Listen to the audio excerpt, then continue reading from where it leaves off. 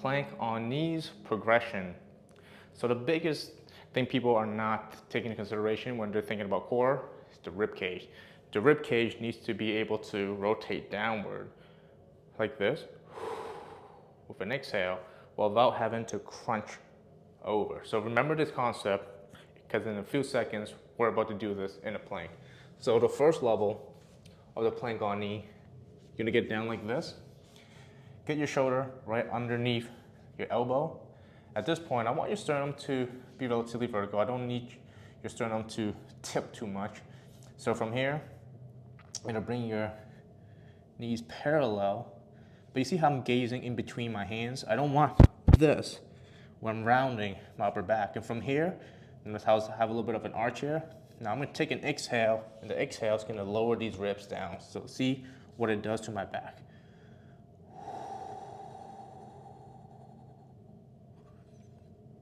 Good. I'm already shaking. My back is straight. I keep those ribs in. And I just breathe while maintaining this position. At the same time, what I can also do is press through my forearms and press through my hands here, so we don't have too much stress going into our elbow joint. And this will actually kick on your core a little bit more when you press through your hands and forearms, like so. So very difficult if we get the form right. The next progression after this is to start to straighten out one leg at a time. So once you're here, you get into the position, ribs it in with the exhale. You're gonna take one leg, you're gonna straighten it out. And you can hold this, you can straighten out the other leg, and hold that. Pretty challenging there.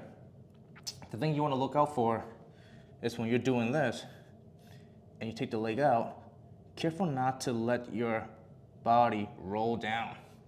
Having a mirror can be nice, or having someone record you can be nice, because it's hard to tell that you're doing that when you're in the middle of it.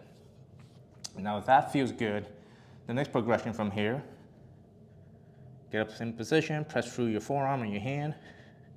You're gonna take one leg, and you're gonna airborne it. Don't raise it all the way up, just straighten it out, hovering off the ground. And of course you can do the other side.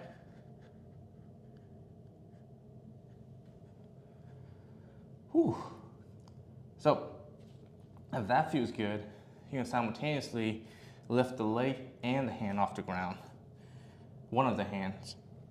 So here, let's say, for example, I do this. I'm gonna take this hand, I'm gonna touch my ribs. Same thing, I'm gonna press into the ground here. As you can see, it's very challenging.